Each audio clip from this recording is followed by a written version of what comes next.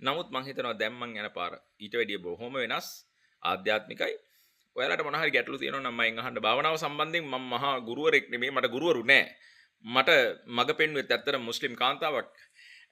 මුස්ලිම් කාන්තාවක් කොහොම කට්ටිය හයි ඒ ගැන තෝ කතාවක් තියෙන එක පස් වෙලාවක් කියන්න. ඒ භාවනාව හරිම පුදුමාකාරයි. ඒක අත්විඳින්න අපිට අපේ සාමාන්‍ය එදිනදා ජීවිතයේ ගැටලු වලට පට්ට විදිහට සපෝට් එකක් ගන්න පුළුවන් දෙයක් භාවනාව.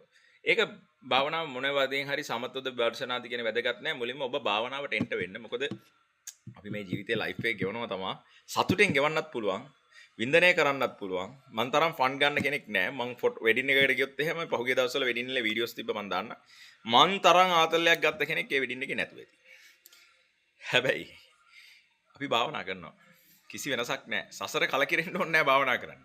සසර දිනපු මිනිස්සයා තමයි භාවනා කරන්න ඕනේ. එහෙනම් මම කියනවා ඒ පැත්ත කතාව පැත්තකින් තියමු.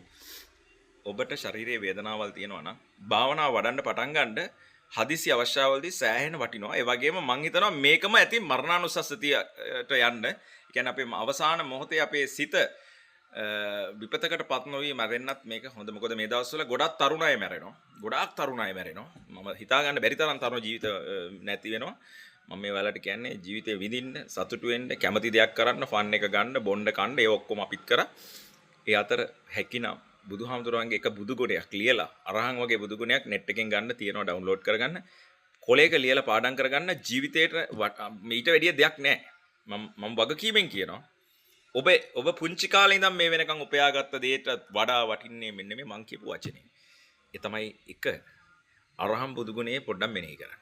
කරලා බලන්න මේක පට්ට. මම දැන් පර්ෆෙක්ට්. මේ වේදනාව ඔයාලට වීඩියෝ එකක් කරන්න හින්දා නිමිත්තක් ගත්තා නෙමෙයි. මේක සත්‍යක්. මේ බුදුහාමුදුරන්ගේ රූපේ ඉස්සරහා ඉඳන් කියන්න. මේ මගේ ෆාමසියේ මේ බුද්ධ රූපේ මම දැන් වන්දනාවට ලෑස්ති වෙන වෙලාව මේ බොරුවක් නෙමෙයි කියන්නේ. බුදු ගුණ මෙනෙහි කරන්න එකෙන් ලැබෙන ගුණේ සත්‍යක්. මේ වේදනානාශක මුකුත් ඕනේ උන්නේ නැහැ. වේදනාව නැවතුණා.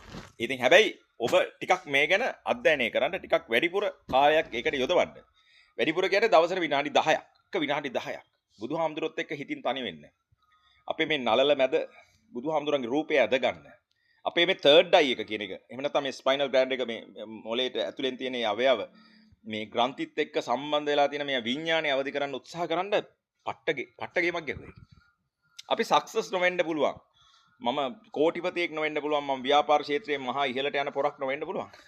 හැබැයි ජීවිතේ ජය ගන්න මම මේ කියපු ටික ඔයාලට හොඳටම ඇති. එහෙනම් පොඩ්ඩක් හිතන්න. ආදරයට කිව්වේ හැමෝටම ආවඩ ආයෝ වේවා ජය සතුට සම්පත කියලා මම අද වීඩියෝ එක නවත්තනවා.